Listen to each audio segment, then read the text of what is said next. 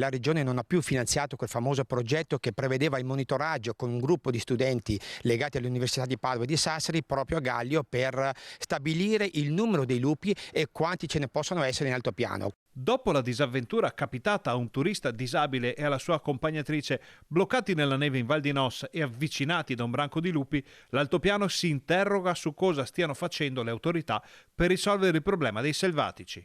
Il sindaco di Gallio, Emanuele Munari, chiede lumi alla regione sul progetto di monitoraggio dell'Università di Sassari e la risposta è immediata. Il progetto dell'Università di Sassari è un progetto sperimentale come altri progetti che stiamo attivando come Regione del Veneto, e se abbiamo deciso di sospenderlo è perché non ha dato i risultati sperati. Il vicepresidente del Consiglio regionale svela addirittura alcuni clamorosi retroscena sul progetto. Ci sono alcune denunce da parte di allevatori e anche dell'altopiano per via delle procedure che sono state utilizzate.